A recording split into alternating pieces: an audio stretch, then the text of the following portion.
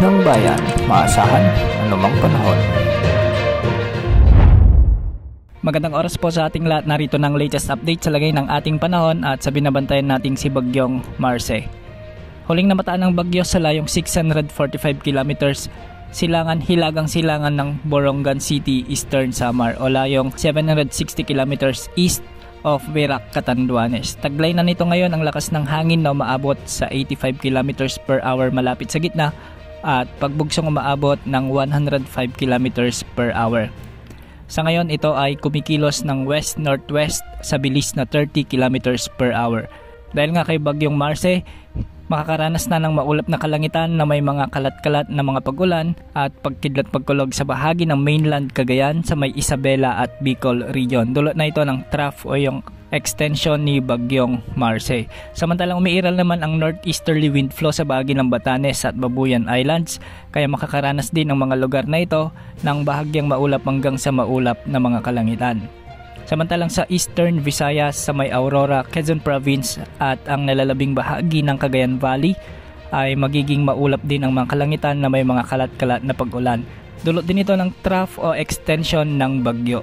Samantalang sa Metro Manila at nalalabing bahagi naman ng ating bansa ay magiging bagyang maulap hanggang sa maulap ang mga kalangitan na may mga kasamang pag-ulan dulot ng mga localized thunderstorms. Base naman sa latest forecast track na inilabas ng Pag-asa, mula ngayong araw hanggang bukas ay posibleng lumakas na si Bagyong Marce sa severe tropical storm. Pagsapit naman ng Miyerkules ay inaasahang lalakas ito bilang typhoon category bago kumilos ng pakanluran. Pagsapit ng Biyernes ay posibleng nasa malapit na ito sa kalupaan ng mainland Cagayan at posible na ring dumaan ang mata nito o sentro sa bahagi ng Babuyan Islands o di naman ay sa mainland Cagayan. Hindi rin inaalis ang posibilidad na maglandfall ito sa bahagi ng Cagayan o Isabela area. Marami pang pagbabago sa track ng bagyong ito kaya asahan pa rin sa mga susunod na araw na magbabago pa ang ipinapakita ng mga wind models. Sa ngayon, pinaaalalahanan na natin ang ating mga kababayan sa Northern Luzon na maging alerto at laging umantabay sa mga balita ukol kay Bagyong Marce. Ang posibleng pinakamataas na wind signal na posibleng itaas ng Pag-asa ay wind signal number 4 lalo na kung malapit na ito sa kalupaan ng extreme Northern Luzon.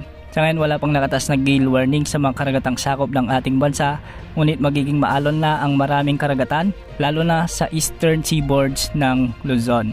Yan muna ang update sa lagay ng panahon. Ito pang weather update ng bayan, maasahan anumang panahon.